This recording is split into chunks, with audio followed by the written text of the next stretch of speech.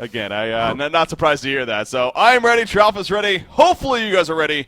We have the returners going up against FYKU here in game number 1. So let's go ahead and jump right into it. We got the returners actually going to be on the Legion side, and FYKU, of course, going to be on the Hellborn side as a result of that. So the blind bans have officially happened. We are looking at Ophelia Tundra coming out here from the returners. Kinesis and Warbeast by FYKU. So we're seeing Kinesis Warbeast being banned against the returners here again. Kinesis and Warbeast. Yep, Warbeast is, of course, a hero that Emperor plays a lot and very well. And now Kinesis is one of those heroes we've seen in cast, and I'm sure you guys all realize the potential now of that burst potential from Kinesis. He also suicides quite effectively, and Jeppins he knows how to play the hero. And it just took over the game, it seems like. He had a great score ending. I think it was something like 12-3 and 8 or something like that in the last game we cast of him. And they do not want to play against that. Of course, with that telekinetic control, you can use that in a suicide lane effectively by putting your creeps up in the air, and then it naturally pushes back the wave, similar to a deny. Mm-hmm. And some blind bans coming out from Legion. Of course, Ophelia and Tundra. One thing to note is they did not blind ban the Wild Soul. That's a hero we've seen them blind ban quite frequently. Maybe they know now that they have a player. Maybe Cookies, I think, actually can play Wild Soul in that suicide lane. So maybe that's what they're aiming for. They have not locked it just yet, because the other locks that have coming out are the Tempest first from them, then Shizzle responds with Keeper of the Forest, and then Nomad. So kind of interesting there. And there's the Cthulhu Font and Parasite. So there is not going to be a Wild Soul lock, at least from the returner's side. Yeah, very, very interesting. A lock right there.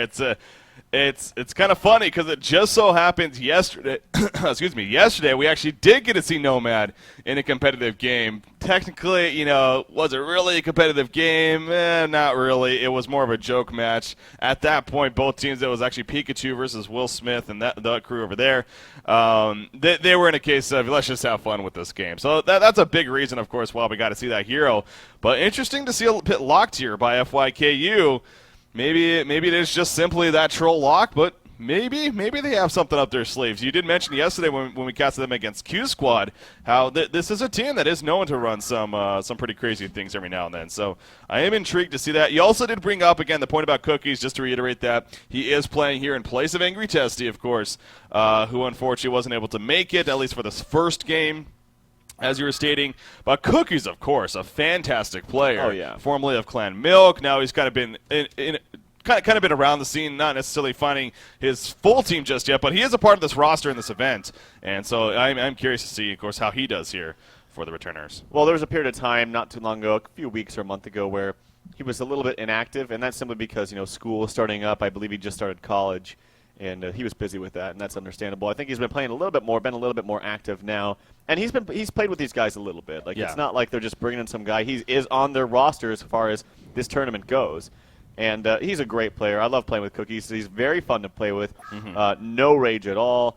And he plays a lot of different roles. He can play Suicide. He can play mid. He can play carry. We saw him actually, when I think of Draconis jumping onto the scene, it was from Cookies for me. That's right, yeah. When they came out strong with that strategy and farmed like 600 GPM in what seemed like 25 minutes and just dominated the game. So that's what you think of when you think of Cookies. Very well-rounded player. Yeah, I think that was actually in the Dream On Summer Championships, if I'm not mistaken, when he was playing with Clan Milk, of course. And so, that's right, where he was, I think, the first person on Honcast to kind of pick up Draconis. And after that, we're like, okay, this hero can farm quite a bit. And, now here we are nowadays where he's just considered God tier even. But speaking of Draconis, not even being banned in that banning phase, so he is left open.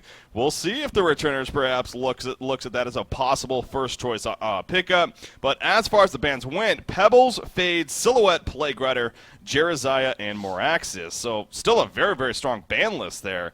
But, as always, plenty of heroes left open, again, including that Draconis. So I'm wondering what Emperor's thinking about now. Yeah, there's that Draconis, there's Mage Bane, there's also Dark Lady. And I would not be surprised to see them pick Draconis, especially in light of Cookies being here. But also, there's that God tier hero, there's that Wild Soul there. And I'm sure he's thinking about maybe one of those two. And he's going to go with the Monkey King. So Cookies Monkey King, legendary, pretty much #1 Monkey King world. And he's going to first pick it. Yeah. Okay, I found that interesting. I feel like I feel like, oh, you know what? They Actually, do we were have a talking- Monkey King player. Yeah, we were talking about yesterday how FYKU actually does pick Monkey King, and that was blind ban actually by QSQ when they were playing. I believe Ninja Pewee plays a little bit of Monkey King, and exactly. So that makes it a little bit more sense. You know, very rarely when you have Cookies in a match, you know, he's going up against a team that can also play Monkey King as effective as him. But apparently, Ninja Pewee over here for FYKU also has a pretty solid Monkey King himself, so maybe best Monkey King EU? I don't know. But that, again, makes a little bit more logic as to why Emperor perhaps why he would use a first pick on a hero like that Monkey King. But Dark Lady Glacia is going to be the follow-ups here for FYKU, and that is nothing to scoff at. I mean, those are two very strong first picks there coming out for them. Button in 4, their quick response, and now their third regular pick coming up here for the returners. Now, an M4 Monkey King lane is actually pretty annoying and devastating to deal with.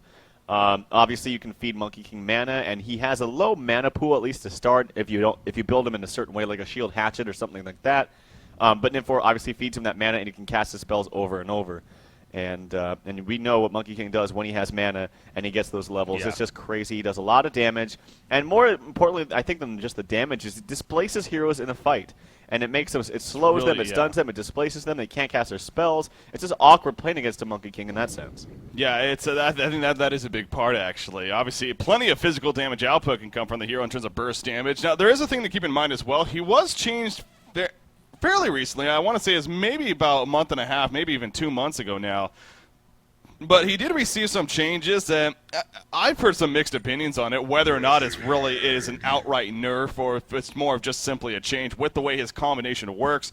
I don't know the exact changes off the top of my head, but I got to figure, of course, still Cookies, still plays a fantastic Monkey King despite that. Just maybe had to make a little bit of adjustments, just like everyone else. But Wretched Hag is actually going to be the final regular pick here. They were down to 3 seconds of extra time, so Emperor using every bit of extra time there to make that final decision. So clearly a lot of thinking going on. But now FYKU has plenty of time to see who they're going to go with their third and final pick. Yeah, FYKU seems to have the more standard lineup, at least in this metagame right now. Monkey King, Nymph4, Wretched Hag. It will definitely work if they decide to go for, say, like a Nymph4, Monkey King in the mid lane. And it looks like it's shaping up to be a Wretched Hag in that short lane. And Wretched Hag short lane is okay, but I just feel like there's a lot of Suicide heroes that can actually do really well against it. I'm looking specifically at that Bubbles. And I feel like Bubbles is going to fit well in FYK's lineup. They do go with Arachna, so probably solo mid Arachna. We'll have to wait and see, of course. If they do see that an M4 Monkey King is mid, then Glacius will obviously rotate towards the mid, and they'll have double range against it. And that's double range with that Arachna aura, and it'll actually be quite devastating. It's double range, double slow. And they do go with the Keeper. I actually thought they would go for a Keeper. It's probably going to be a Suicide Keeper. That way they can put either Tempest or Parasite, depending on what FYKU decides to pick, into that jungle. Yeah, that's a very, very good point. Arachna pickup, though. I mean, again, she's a hero that you've stated you actually like to see her in, specifically because she can actually be considered a pretty solid counter against melee carries. And Monkey King, not necessarily a hard carry hero by any means, but do you think it will be useful against a hero like that Monkey King over there? I think so. I always think Arachna is great against hard carries that are melees, especially like Dark Lady, but they have Dark Lady, obviously. The only problem with Arachna, I've stated before, is her problem in the metagame right now is she just does not farm very quickly at all, and she's also very squishy. Yeah. That being said, she's had a number of buffs to her. Of course, her aura now does give the True Strike ability not only to yourself, but to everyone around you at level 4, which is crazy good when you're going to actually push the base, because I've talked about with Savage and Mace, it's much easier to push the base from the low ground because you don't have that miss chance. But the last two picks here for FYKU is that Tempest and Bubbles. I expect, I expect Parasite to be picked, but lately we've seen Emperor always pick that Cthulhu font. I think Parasite would be much stronger, though, especially against a Tempest. Just having that ability to, they do go Parasite, and there's a synchronized readies, except Shizor is a little slow today. Only 3 of the 5. They tried. But they go with the Parasite, and that's a great tool against Tempest specifically, especially if you get that blink up. And Tempest, even if he has a Shrunken Head, he's going to need a Nullstone on top of that. Yeah. But on top of that, even, Keeper of the Forest ultimate is very strong against Tempest. So they have a number of Tempest counters. That's why I think the first pick Keeper out of the lock pool was a strong decision. Yeah, apparently Fitzgay is having some trouble swapping over there, so they're going to go ahead and remake AP here real quickly, so it's going to be a little bit longer. Hey, why the hell not? We've been delayed this far already. Why not wait just a couple more minutes to get this game actually started? and then we'll be good to go. So just going to remake the game in AP, get their actual heroes who they want to play, and then we will be good to go. But yeah, I'm intrigued to see Guifix, it looks like, is going to be playing this Arachne here. By the on that note, I don't even know if we brought it up, but he is, of course, ringing for FYKU today. I'm not exactly sure who they're missing, but of course missing their actual 5th. But we do have Guifix, I think it is pronounced, but going to be stepping in to replace him and make sure this match gets played in the end. But yeah, he's going to be playing that Arachne, and of course Arachne, a hero that I am very intrigued to see. And it seems like on their team it's going to be played in more of a ganking role. I mean, they have a Dark Lady already who's going to absorb a lot of the farm up and be that ultimate hard carry for the team, of course. So expect her possibly to be fairly aggressive, around 6, level 7, start moving around and maybe setting up some ganks in places. Arachne is also quite good against, you mentioned melee carries, but also a hero like Keep of the Forest, who is as I'm like rolling around in my chair. All right, it obviously reveals him when he's invis with that ultimate. Yeah. And that's a great tool against him. You don't need the Sentry or Dust or anything like that. So, and again, he does a lot of damage, Arachne that is. And it's just a matter of getting him the farm. Of course, we've seen recent buffs to Energizer, and that item seems to synergize quite well with the hero in general. Yeah. There was that one game, I'm blanking on the exact match, but I do remember seeing him against the Draconis, I believe it was, who was getting a lot of farm, or not decent farm at the bottom lane, but because he kept coming down there and ganking him several times, I mean, it really set the pace for that. You know what? I think it was Q Squad. I want to say it was Style playing it. For some reason, that's coming to my mind. But anyways, I believe he was doing that. I played a great Arachne. It was a lot of fun to watch. I believe they lost in the end still, but nonetheless was an impressive Arachne performance. So, again, a hero that perhaps has somewhat of a place here on the competitive scene, more of a niche hero perhaps, rather than, a hero that we can see picked up. Oh, I just joined the team. I want to play. No, I'm going to have to spectate, unfortunately. Yeah, so I'm excited to see what Guifix does here playing that Arachne. So, again, we're just quickly re-hosting the game and then going to go do some ult pick here and then get into what is going to be game number 1. Yeah, it is thunder out here. The thunder out here. It's everyone's excited, man. No. Outside, it is raining pretty hard here outside our offices, so we just heard some loud-ass thunder. But, man, getting us even more pumped. Thunderbringer is angry. Oh, Thunderbringer. We got to see Thunderbringer yesterday. Yeah. Joking game that we saw. That was fun. That was fun. Just like Nomad. Oh god. Interesting and swift play. That was quite the interesting game. That is on VOD, of course, as we do our best to get them out by at the very least the next day. So if you did miss any of those matches, of course, go to honcast.com and check those out for yourself. That was Will Smith Best Rapper 2012 Swag versus Team Pikachu. Yes. So if you're looking for that on the VOD section of honcast.com, that's where you'll check it. Yes, so that is where you need to go to check it out. Cue up the Benny Hill theme song music while you're watching. Yeah, it actually would make it a lot more entertaining if you do that. Our commentating, it's fun, but the Benny Hill theme song might be for the better. So, yeah, excited though to see what happens here. Again, we're still just waiting on that one more player, and then we will be good to go. Apparently, they forgot to actually private the game, so they have random people just a lot of random people like, hey, you know what? I'll play in this pub game. It looks pretty good. Some 1,400 joins. Dream Han sits down. Enter. Okay, let's go and play some Dream Han, whatever that is. He will get his chance. Dinzor here, a 1,400 player, will get his chance to play in competitive Han and Han Tour, of course. Shout out to Dinzor. If he wants to. Shout out to Dinzor. I wonder if he even knows what this actually even is. But they go kick him. He goes, no. And then they kick him. Some fun times being had here. Poor Dinzor. I want to see Dinzor play now. Dinzor is the new best player. Check out player. his stats. There you go. What are Dinzor's stats? He's 38 win percent. Okay, not bad. And then 1350 MMR. Okay, he's got Mage potential. And Devour. He plays some Mage Bane as top played. And Mean Accursed. He's played about 100 games, so not too bad. All right. It looks like we are actually going to be good to go here, though. The game has started, or at least the picking stage, so quickly picking their heroes. And then into the actual game we go. Yeah, it is raining here, man. It's a crazy storm outside. Glad to be indoors. What am I saying? I'm always indoors. So here we go. The countdown officially gone through, loading into the game. Some a little bit slower than others. But we will officially, finally, guys, nearly almost 3 hours late. But like I said, hey, we have some heroes in here with that least. That's what matters in the end. And on top of that, again, this technically, the scenario still exists. From what we're being told in terms of Q Squad is set to play the Team Keurig in about 20 minutes from now. Right. They are set to start their series as well. So the returners still have a fighting chance. Will FYKU ruin their day here, or will the returners keep hope alive? We do see right off the bat, the returners actually going down the middle somewhat to get to the top side. A little bit interesting of a strat there, but we'll see if they run into anyone to gank them or whatnot. I expect FYKU, if they're very quick with this, is the lanes seem quite obvious to me. Of course, you can go Wretched Hag mid and then say a dual lane bottom with Monkey King. And in that case, Suicide Bubbles would be great. But if if Wretched Hag was mid, that would be kind of bad for him, seeing how Arachno is already going to destroy him. But they're probably going to respond. The Glacius would start top. It's probably going to respond in that mid lane once they do see that Nymphora and Monkey King will be mid. Mm-hmm. And the dual range, I think, is going to hurt them a little bit. They're going to need a gank from Parasite. Parasite did go that boot, so he's going to be a little bit more aggressive onto either the bubbles or that mid lane. But his presence is really going to make a big factor in this game early on. Yeah, and of course, Parasite is being played by Emperor. And, as you made the point, especially when they played TT Esports yesterday, and of course, in their awesome 3-game series yesterday. Again, another series that you definitely need to check out if you missed it.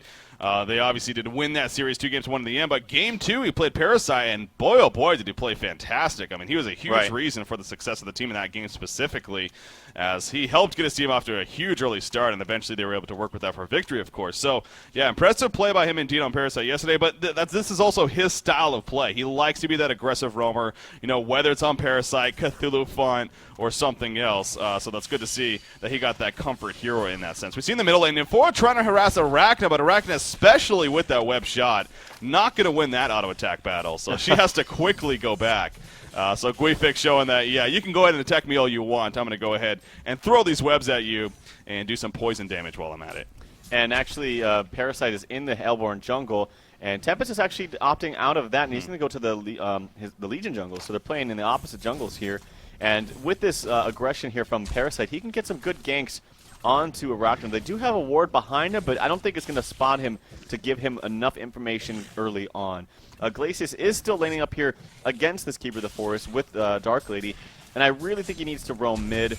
Dark Lady can fare just fine against Keeper. Yes, Keeper did not buy a Hatchet, actually. I wish he did, but did not buy a Hatchet. He's going to go for an early Ring of the Teacher with that Guardian Ring. And this is the beauty, actually, of Keeper of the Forest up here. He's going to do just fine against a solo, and even against 2, he's not going to die. That's why Suicide Keeper has been so popular. Arachna in the middle lane. You talked about this gank coming. Sure enough, it comes, and there's the Bloodlust kill right there. Emperor getting the Bloodlust kill in his part, but of course, as a team, just very well played. Monkey King went on top of Nymphora initiation. Now, Monkey King dropping a little bit right there. All of a sudden, a random Glacius appears and freezes him, so it caught him a little bit off guard. But in the end, he's going to be fine. He uses a health potion right there, and he will be more than shabby. But as you expected, and as you called, really, they have a ward of sight here. Arachna just was simply not able to see it in time. Well played by Emperor with his positioning. And again, Bloodlust kill in favor of the returners there. Yep, Rune coming out. It is spawn top. It is going to be a regen, so that's really going to help Monkey King bring his mana pool all the way up to full. Glacius might have to try to screw with them, maybe with a Tundra Blast to cancel that regen, but no, good job by Monkey King dodging that and juking that just a little bit. He's under-leveled as far as in comparison to Arachna, but that's simply because it was a 1v2 situation. But once he gets that level up to, say, level 3, there he goes.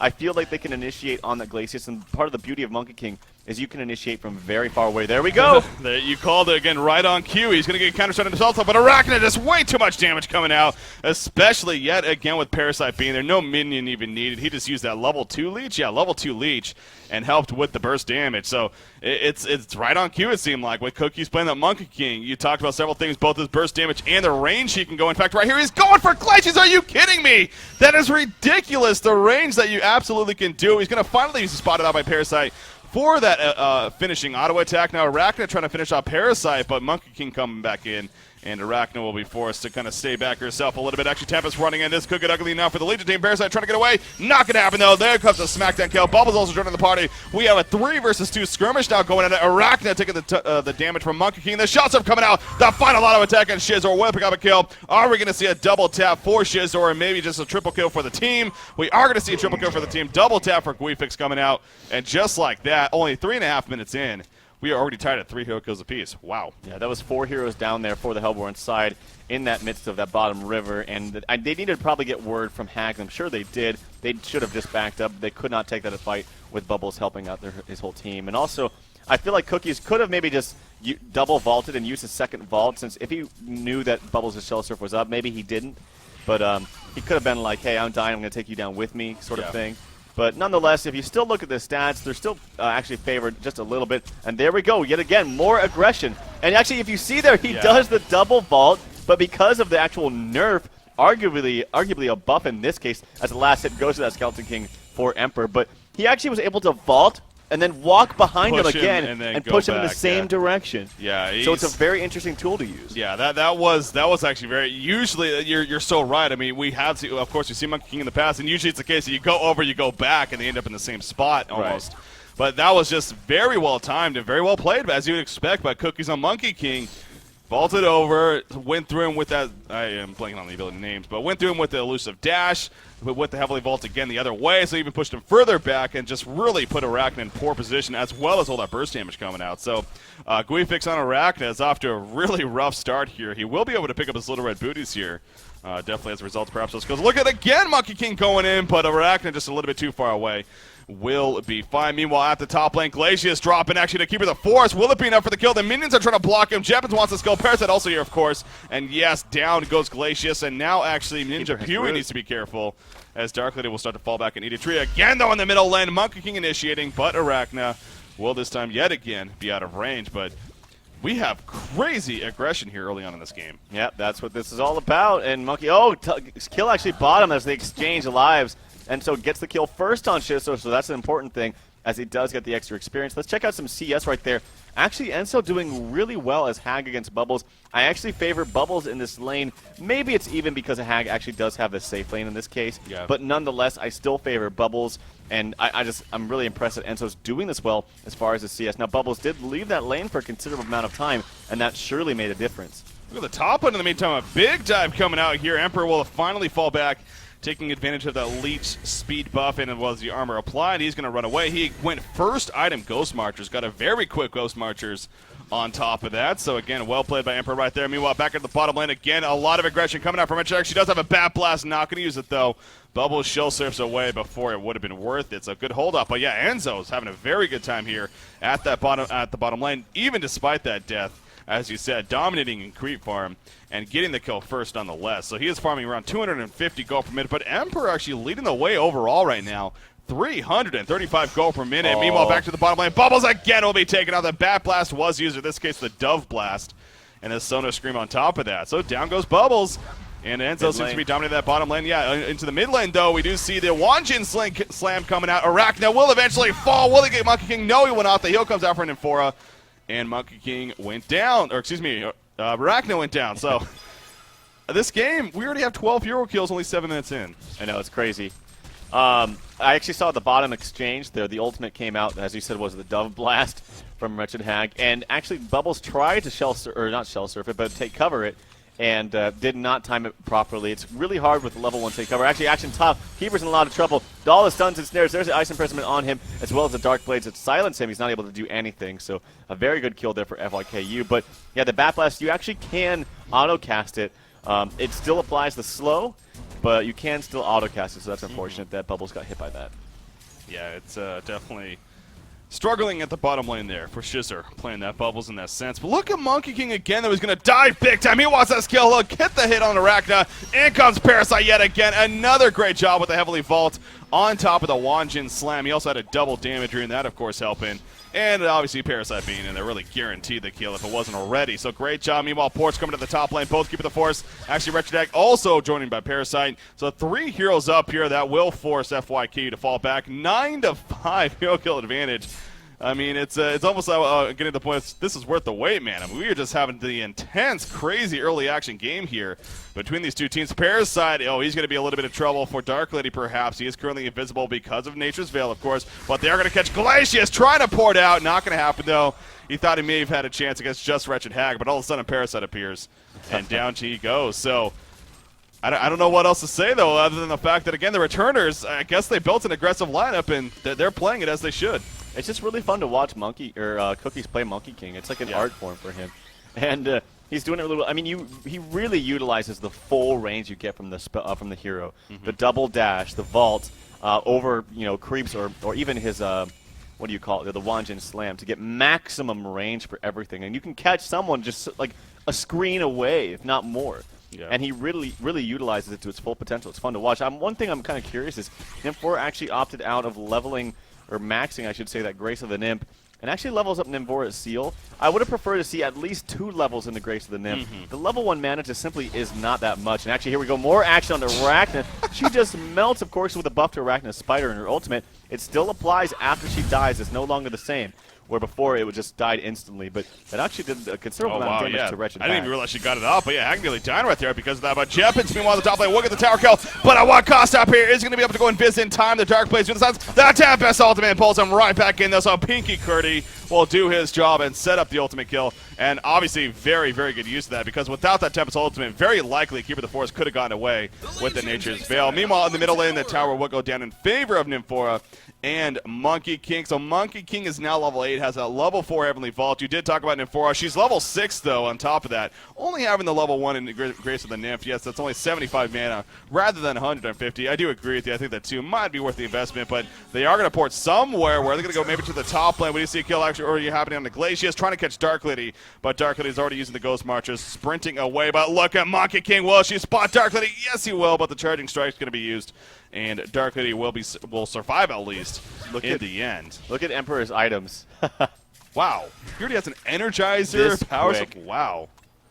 Yeah. 386 GPM will get you that, I guess. And I actually feel like that's a good... the Bat Blast does hit Shizor. Enso's caught in the kill field for a second. He needs to be careful, though. The port comes in. He has a blink up. Oh, there's the stun from Tempest. Doesn't he blink out of Fog? Because if he doesn't, the stun will reapply. One more auto attack. He's 19 HP. One more blink. He does not have it just yet. He needs to switch to boots. There he goes, and he will have the blink. Jeez. Very close death right there. He's flirting with death. Keeper of the Force is actually down here. I'm not quite sure why. He's going to find all 5 members. So, Jeppins, what are you doing down there? Oops. Trying to get maybe the tower kill, but it will get denied by Ninja Pusa. Good job by them. Yeah, it's and that's also a case, by the way, quick note on that, with the Spiderling from, or the Spider Sting in this case, or that's whatever, I think it's called a Spiderling, though, if I'm not mistaken. Yeah, it's called a Spiderling. Anyways, correct me if I'm wrong, but it will see invisible. So let's say Keeper of the Force before he goes invis. He goes invis with the spider on him. It'll still stay on him, and they'll still see him because of that, I believe. So that's obviously can be a pretty effective tool that they can take advantage of going up against a Keeper of the Force, as we did kind of see right there. He's trying to get away with the Nature's Veil, but just wasn't able to. But Arachna, you gotta feel for her. Monkey King literally comes out of nowhere. And Fitsuke actually ends up getting the kill, but she's sitting there in the middle lane next to her tower, and all of a sudden a Monkey King appears and just drops her in a matter of a couple seconds. So, yep. Cookies, Monkey King, you said it, man. I mean, the only reason he's playing today is because Angry Tessie, again, wasn't able to show up in time. Boy, oh boy, is it providing some very entertaining Monkey King play as a result of that. So, that's kind of cool that we get to see that at least. And actually, we have confirmation. Angry Tessie's actually in the Twitch chat. Of course, this is 6 minutes ahead. Oh. But he will be playing Game 2 if they don't do Cookies. And, well, probably should be playing as he is the kind of main person on the roster. The initiation onto Bubbles. He does not port to his shell serve. Maybe he was kind of stunned or disjointed. I think the Wanjin slam stun actually just disoriented him enough to actually prevent the port. But look at this, a turnaround coming out. Monkey King's in a lot of trouble trying to get away. No, he's not. Great root coming out the last second, but just not enough by Jeppins to save in the shell surf. Will he port to it? No, he will not. And actually, Jeppins may be fine as a result of that. You see Dark Lady is still chasing. She doesn't have her Chain Soul because of lack of mana. Port coming in for an M4, though. Will it be with anyone else? Yes, it will be with that Parasite, and that will get the Legion team to turn around. But they're going to run right into Wretched Hag, actually, or the Hellborn team to turn around, excuse me. They run into Wretched Hag, but they're able to go away for now. But here comes Parasite, the Leech coming out onto Tempest. He does have an ultimate in 4 seconds. Will he be able to use it in time? Maybe. No, he's going to end up dying right here, and there he goes. So just not coming off in time. And anyways, really didn't have the backup. So the aggression continues here from the returners. Now a 16-8 hero kill advantage. We are only coming up to the 13-minute mark. But you said it. Look at the early items already here. I mean, we got a Soul's Bulwark already on Monkey King on top of his Ghost Marchers and regen. You got the Energizer Power Supply, Ghost Marchers, and another 1,600 gold saved up on Parasite. It's just looking so good all across the board now here for the team. And these items were picked up earlier, like minutes ago. Now, Cookies really does love going for that early bulwark. I've talked with him about that. Most of his damage, of course, is physical. I believe Yeah, the damage actually onto the Heavenly Vault is physical, and as well as the elusive dash, and so that Soulless Bulwark really amplifies that damage. Top lane, we got a lot of aggression here. FYKU going to be in a lot of trouble. There's the ultimate to catch us. 3 on top of the Glacial Downpour. This is going to do so much damage. Jeppins goes down as well as FYKU, but actually Emperor is able to get into that heavy Ballista, and he will be magic immune, and he will be fine just right there. But that was a great pickoff. Good Tempest Hole, and that Glacial Downpour did a lot of damage. Maybe now Glacius can find some boots. Yeah, we're getting so caught up on this Legion team, but honestly, FYKU, they're also playing somewhat aggressive themselves. At the very least, they're responding pretty well. I mean, sure, in the end, Returner still has a lead here. But look at Injapuri playing this Dark Lady. His farm actually isn't too bad. He's 0-0-6, by the way. He has 6 assists and has not died once. That's a really impressive stat, actually, for a hard carry on top of that. But again, it's just because the circumstances have kind of allowed for that. She's farming nearly 300 gold per minute. She has her Ghost Marchers who went for first. She has another 1,000 gold saved up. But she's in a lot of trouble here. And then Forrest pointing out once you maybe hears about Cupid the Forest. Also, he does have his root, actually. Yes, he's in a lot of trouble. In comes a dive from Monkey King. The minions come out there. It's a dive. That charging strike's going to be used by Dark Lady. Wants to get a rate of the range. Yes! He will be out of range. I thought for sure that was going to be so close. And sure enough, Dark Lady was barely out of range of the root, but still, they will lose the tower. I don't know. It looked to me like he was clearly out of range. So, I don't know. He was kind of canceling his ultimate there a couple times, and there was maybe a split second where he could have maybe got it, but yeah, I don't know about that ultimate. But anyway, he's going to farm these jungle creeps, these ancient creeps now, and actually the experience gap is not really there. It's only 500 difference in favor, of course, the returners, but they do have a very good gold lead, and got to attribute that to all the towers that they have. As far as FYKU, they do not have a tower yet, and actually they're going to get one at the top, but it's probably going to get denied by Enso as he cleans up that last catapult. Yep, he does get the deny, so he's mitigating a little bit of gold that FYKU could otherwise have. Oh, Monkey King wanted to, or not Monkey King, but Arachna actually wanted to initiate on a Monkey King right there with Tempest coming out from the side, and the whole team seemed to be here, but wasn't able to get in range. You do see an illusion Monkey King. Oh, this could be bad for the Hellborn team. I have a feeling they may actually bait off of this. He's doing a pretty good job of making it look like, yeah, they want to go for it. They are going to go for it. Yes. Oh, they did it. Yep, Monkey King gets the bait with the kill field, and now the Hellborn team realizing quickly that was a mistake. Monkey King, the real one, comes out for the side, and they're like, yeah, that's a real one. Down goes Glacius. Shizzer trying to live. Nice job with the Zeal Stone, though. He will be have his port canceled, and now the damage coming out. Can he show himself away in time? Yes, he can. Good juke right there in the end by Shizzer on Bubbles, but Tempest now being chased by this Monkey King. Only level 10. I say only very lightly, though. You just look at the damage output. In comes a Sonar Screen from a check. Barely enough to get away. No, the final auto attack does hit, and down goes Tempest. So, very good bait, though, by Cookies with that illusion. Jeppins will finish off that middle tower. We're already looking at a 9,200 gold lead now here. Yeah, definitely. And look at it. It's 28 hero kills in total in 16 minutes, guys. This isn't League of Legends. This is on. It is aggressive, and you got Cookies on Monkey King. That just means more aggressive. And, I mean, they're playing it really fun. I mean, it's a lot of fun to watch. Looks like Emperor's going to maybe try to go for Shrunken Head, so playing this game very safe. Does not want to deal with the Kelp Field or the Silencing Blades, or the Dark Blades, I should say, from Dark Lady. Of course, that Spider Sting from Arachna is very good against heroes that do go Shrunken Head. Yeah. But nonetheless, it's going to be a great tool against this Hellborn team. Well, I mean, speaking of Arachna, though, I mean, it's not his fault, really, but he is 3-8-1. He is struggling, man. Already 8 deaths for him. He's definitely been a big part of all these kills that have been happening. Of course, 8 of the 18 kills, obviously, on him. So he really has not been able to get anything going. And I was going to bring up earlier, I mean, his second ability is not too bad, but Monkey King's been the one that's been his bane this game for a lot of it, and he's all physical, so he could care less about the Hardened Carapace coming out from Arachna.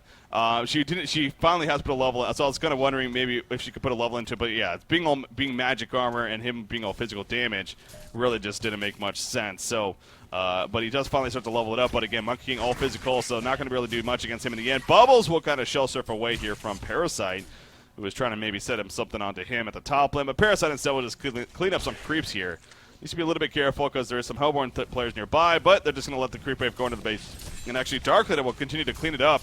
She's getting pretty close here to well, yeah, she's getting pretty close to Ring Cleaver, actually. She does have the one broadsword, the Sustainer, so of course needs the second one, has about 530 out of the 1,200 gold saved up. So yeah, on her way to that, and that is, as you would expect, going to be effective at least for the Hellborn team. Some aggressive lane wards coming out from FYKU. He's got one here on the right side, and also one here towards the mid. And he did put it in a different spot, of course, where actually FYKU's ward, Cores, is placed. It's the most standard spot, but you want to switch it up a little bit from time to time so that you don't get counter ward very easily. And actually places another ward here to the entrance of the ancient jungle from the Hellborn side. Bubbles is walking in here, maybe looking to do something, maybe looking for a gank setup onto. Actually, he's checking to see if they're doing Congo, but no, that's going to give him some good vision, and they're not doing Congo. But FYKU, it's going to be hard to get back in this game. You have a Wretched Hag that nearly has that Hellflower. It has about 2,100 gold saved up, and that's going to be a great tool against everyone on this Hellborn team. You can never go wrong buying a Hellflower. Jepin's farm is getting up there. I feel like he bought something. Like, he's sitting at 300 gold per minute. I feel like he's bought something. There's something on the courier. Actually, let me check. It could be a Blink. Abyssal Skull. Abyssal Skull. Okay, so he's got that Abyssal Skull. That's going to be great as far as team fighting and pushing goes, which they should always do when you have a Keeper of the Forest. Well, yeah, and it just seems like, again, with the aggression of this game really with how they've been pushing towers and setting up ganks, Abyssal Skull can definitely help, really help big time with that. Speaking of Keeper of the Forest, he's sitting on top of Bubbles, who's at half life, but he chooses its best not to waste a root right there, figuring he probably wouldn't be able to do enough damage by himself to get the kill. He's going to run right past the Revelation, but he will realize that because the creep wave actually aggroed to him, so a little bit of lucky saving grace there for Keeper of the Forest. He could have very likely got jumped on himself. Rune Cleaver has been finished on Dark Lady. Tempest is actually not going for that straight portal key by any means. He went the Astral Lab and a Ring of Sorcery build to go on top of those Steam Boots. And then you have Arachna, again, really struggling, but just trying his best to get any type of farm. Only Steam Boots and a Mist investment currently. Yep. 2,700 gold, by the way, on Monkey King, so I'm curious to see what he goes for. And as you mentioned, Hellflower in the works for Wretched Hag. What do you make of Tempest's build, though? He's going for the more team fight build, and I don't blame him. Like I said, Keeper of the Forest, extremely strong counter to Tempest. Parasite, wonderful counter to Tempest, unless you get a Null Stone, but in most games, you don't get that till late game. So yeah. He's just accepting the fact I'm probably not going to get a good ultimate off, so I need to build something a little bit more strong for the team. And I think that's fine. It's a good decision. It's just a tough spot to be in when you're playing Tempest in this game. I wanted to mention, okay, yeah, Cookies does have enough for that Shrunken Head. Probably will buy that now with that Mighty Blade on him. Yep, he does have that Shrunken Head now. And I wanted to mention one more thing, and it slipped my mind, so I'll have to come back to that. Maybe Dark Lady Oh, Cleaver? Arachna. Okay, this is why we don't see Arachna too often. I do still think that they could have remedied the problem in the beginning by sending Glacius mid immediately and having that dual range. That being said, though, they still had the roam from Parasite. Now, he was in the Hellborn jungle. He can go anywhere, though. That's the beauty of Parasite, and he's very mobile. He did buy boots first. So this is why we don't see Arachna too much in the scene. She's very squishy. She dies very easily. And actually some action here in the mid. Dark Lady's getting engaged on. I'll let you take over, Breaky. Dark Lady, can she? Charging strikes away. Yes, she can. For now, the return coming out from the Hellborn team. The Dark Lady ultimate was used as well. You see Monkey King in the front line. He has a Sharken Head activated, just trying to live. He puts a Wanjin Slam out. Not really hitting anybody, though. Hellflower on a Tempest, but no initiation following. So really just for the silence purpose. And what was a huge initiation results in 0 kills, actually. So a little bit surprising right there. But I think Dark Lady getting that cover of darkness definitely saved her. Again, we keep talking about that. As a spectator, you don't really see it, but you can tell the little red dots that fly over their head, and you just know that, well, it's pretty obvious what's going on. I mean, they literally just can't see anything around them. So that no doubt was a saving tool there, right there for herself, and ultimately, stopped a big team fight from happening from the returners. However, they are going to go straight to Congo after that, and they're going to start dropping it quickly. And right now, it doesn't look like FYKU has that in mind just yet. I mean, they're kind of here a little bit. They haven't really scouted it. They have no vision on Congo, and it is dropping really fast. I don't think they're going to be able to react to this in time, and this should be a free Congo kill coming out for the returners. In fact, there we go. Token Alive picked up a Monkey King. Well, they still have all their big spells up. Yes, the Shrunken Head was popped onto Monkey King, but he actually has it up in like another 5 seconds, so they might even just go to look to push this base. The ultimate's up on Hag, it's up on Keeper, it's up on Parasite. I actually think he used it, but it's got such a low cooldown he's able to use it again. Vote deposit's coming out, but that'll give us some time to kind of look over this game and see what's going on. Yeah. But yeah, again, Arachna, I mean, she's strong against hard carries and melee carries, specifically like Monkey King or Dark Lady, but she farms so slowly, and she's just so damn squishy. Yeah, and, it's because she's under-leveled as well. Obviously, that's not helping. being able to get that spider sting to level 2 and then eventually level 3 could definitely help with the physical damage output of it overall. And on top of that, the movement slow is actually very, very powerful. But I think the biggest part is it becomes a 30-second cooldown at level 16. That's ridiculous when you think about it. I mean, every 30 seconds. So even shit can happen even twice in a fight. I mean, some fights can definitely last that long.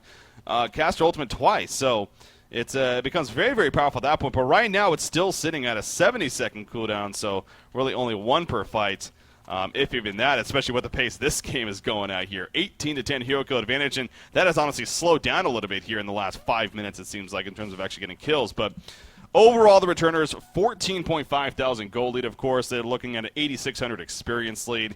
So in a very comfortable spot, but at the same time, I mean, you do look at the lineup, and it's obvious why they're playing so aggressive. This isn't a late game team. It's actually solid late game, but compared to the Hellborn side, they definitely, I think it's safe to say that they're outmatched. I mean, starting with the Dark Lady, but you also got a Tempest, you got a Rachna, who can definitely start to be get pretty powerful. So it makes sense what the returners are doing, especially with the lineup that they have, and it's so far working for them. But my point being, definitely not over yet. Yeah, well, I don't think the late game is going to be that difficult for the returners, to be honest. I've seen Monkey King late game with full items, and it is ridiculous. Of course, with the ultimate, when you continually cast spells, I believe it actually reduces the cooldown a little bit by 1 second every time you cast an ability at level 3. And so he's constantly spamming these spells, and his Q scales perfectly. His Q scales to the end when you have lots of high-end damage. And so when you're talking about things like Demonic Breastplate, you have the Shrunken. You get maybe a Savage Mace or things like that, Butterfly, even, or sorry, a Wing Bow. You do so much damage, so you can't count out Monkey King's late game potential. It's there. I've seen it. It's scary. Of course, yes, you do have a Dark Lady who's very strong, but I think the big factor, if this ever did get the late game, is the fact that you have two amazing counters to Tempest. He's never going to get a good ultimate off. Yeah, good point. So. Speaking of Tempest, he actually does pick up a major totem, so I wonder if that's just going to turn into possibly a tablet of command even. So yeah, just basically saying, you know, what is even the point of going for that Portal Key Shrunken Head combination if it's very likely I'm not even going to get that off anyways? Might as well go for more team support based and just be of assistance for the team. And if I get a good ultimate off, then I get a good ultimate off. But with that said, I mean, again, we talk about when the first thing you think about Tempest, and everyone does this, I'm sure, you think is ultimate, of course, for obvious reasons. It's one of the most epic ultimates in the games and one of the best teamfight ultimates, of course, and has been since the very beginning. But his other abilities are honestly fairly good as well, especially that Comet, the Meteor ability as it's called. I call it Comet sometimes. But anyways, the Meteor ability, I think it's even underrated. I mean, it's just constant damage, all the way up to 6% of the maximum health. So especially against tanky heroes, of course, that can be very powerful if you get in a good spot in those team fights. And that could definitely start adding up every second of it ticking. So yeah, that is an ability, you know. So you think of him a lot of the time as just that one-hit wonder with the ultimate, but he still has his other uses. Of course, a very powerful stun on top of even minions that can assist with some damage in the later game. So, yeah, definitely. I mean, it's a good tool to counter push, really. The Meteor, you throw it down in front of your tower, and they kind of just have to back away because no one wants to walk into that and have their life trade. Obviously, as you mentioned, it's a percentage of your health. So even if you have, 3,800 life, you're still actually losing a considerable amount.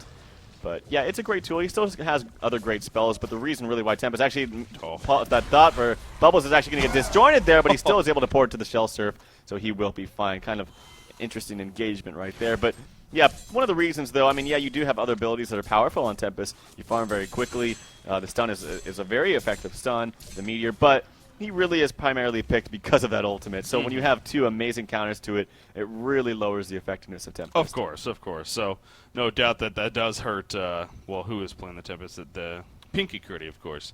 Seems to be their jungle player here for FYKU. Definitely a struggling game for him, as expected. Quick Blade picked up here by Rachna. He's also sitting on those 2 Soul Scream rings. So, again, obviously he had a horrible start. He got 8 deaths. It actually hasn't died for a while. In fact, there hasn't been any kills, really, for the last 5 minutes. And it just goes to show you how crazy this game was early on. Right now it is slowing down a little bit, though, as the returners is just waiting for the right time. But Rachna, again, that Quick Blade pick up. I would think maybe that Firebrand into eventually the Geometer's Bane, but we'll see if perhaps even a Null Fireblade or something like that if she chooses that's the more effective item in this case, if that comes out. But here we go, some tower pressure coming out now from the returners into the middle lane. Of course, the next creep wave quickly nuked down, though. And the animated trees, as well as this creep wave here for the Legion team, going to start leading the way, or at least just the creep wave. Monkey King in the front lines. He still has that token of life, mind you, and a double damage rune bottled up, actually. They got to keep that in mind. It is about to be activated automatically here, but this tower is going to fall. Vulnerability is going to be used, delaying the inevitable, but it will definitely fall quickly after this. So double damage rune is on Monkey King now as well. That's a lot of damage coming out. In fact, he's going to drop it. Look at how far he goes once again. Will they have enough for a turn? Down goes Tempest right off the bat, it seemed like. In goes Keeper the Force in the background. What a rune in the background. Arachne is going to get out of with that Hardened Carapace, but it's just not enough. Glacius falls. Tempest does buy back. Now, if the Legion team is not aware of this, it looks like they are, though. And they're going to start falling back themselves. In fact, Monkey King says, hey, Tempest, welcome back. Tempest dropping quickly, and Tempest will fall right there. Can he buy back a second time? I don't believe so. Monkey King is going to die, but again, he has the token alive, so he doesn't really give two shits. Wretched Egg will jump in. Sonar Scream, they're trying to maybe get a couple more kills before they go back to the well. It's just not going to happen, though, but these racks are just going to start dropping now. And it just really, the returners is just playing too strong right now as a team, and their lineup is just way too aggressive for the Hellborn team to handle, it seems like. Right, and again, this is where we're seeing it's not really so much the damage. Actually, there's the vote to concede coming out from Peaky Curdy. GG well played coming out, and that was a good game. That was a very aggressive game. Yeah. 32 kills in total in only 27 minutes. And right there you saw at the end, it's not so much the damage that Monkey King can output, which he can. It's just the fact that he displaces people so often and in a very very short amount of time. And because of that ultimate, because when you spam your spells very quickly, it reduces the cooldowns gradually, and you can just displace people in fights over and over. It's really hard to deal with that. I wasn't even aware of that, actually. Until you brought that up, I looked over the tooltip. Oh, Hey, really? sure enough, you reduced the cooldowns of your other abilities. So I just thought it was just floating around in a cool cloud looking cool. But anyways, yeah, that was a lot of fun to watch, as you said. I mean, but not only a fun game, but it was a very effective strategy at the same time. It's not like they were trolling or joking around by any means. I mean, the returners picked a very aggressive lineup and made it work there against FYKU beautifully. So FYKU, man, I mean, they tried to hold in there, but I think, you know, as you said from the beginning, Glacius moving to that middle lane took maybe a minute or two, but even just that minute or two definitely could have helped make the difference in that middle lane alone, as well as just the whole game even. I just really, those small things in the beginning can really have an impact going into that mid to later game of the state, or of the match. So unfortunate in that sense for FYKU, but again, the returners did look beautiful that game, and that was a lot of fun to watch. So can't wait to see what we have for Game 2 now. Yeah, I can't either. And I think that they're still going to do a similar lineup. What seems to be working for them, as well as most teams, is a dual lane mid, a jungler, and a suicide. A strong suicide. And we've seen, you know, Keeper of the Forest as to be one of the go-to, and if not the best suicide hero, because he is so tanky. He applies himself regen and armor, as well as the ability to go invis and save yourself. So you have to really buy, you know, sentries or dust. But do you really want to do that against a keeper who has that much HP? It's like kind of not really a smart investment. That's why he's so powerful. And, yeah, I think that the returns are going to keep doing what they're doing. Maybe we'll see Tessie in next game. I think he is back. So, but regardless of players, the strategy is now in place, and that's the most important thing. I've always talked about that. It's not the talent of these players. The skill is there for not just this team, but FYKU, a lot of different teams. Call it Karma, I'm sure. It's just the strategy, and that's starting to see. We're starting to see the stronger strategy come out from the returners, and that's really the deal breaker. Yeah, well, all these teams got plenty of experience. We stressed that. All these teams had the chance to play 7 games in basically 7 days here for the DreamHack Destination DreamHack event with the group stages. Now, obviously, we did have we had our fair share of forfeits, especially near the end, and it is unfortunate to see that, you know, that these lesser experienced teams aren't taking advantage at the very least of this experience opportunity. But hey, you know, to each their own. But of course, again, with the Han Tour event coming up around the corner, there's plenty of experience to be earned from that. Yep. And ultimately just have some fun, because again, it is a game after all, and just having some fun on that competitive level, which I always stress, I think that's the perfect way to play this game. In the end, the MOBA genre in general really is its best at that competitive level. So with that said, guys, we are going to take a quick break here. We will be right back, though, with game number 2 between the returners and FYKU. Stay tuned. Game 2 coming up next.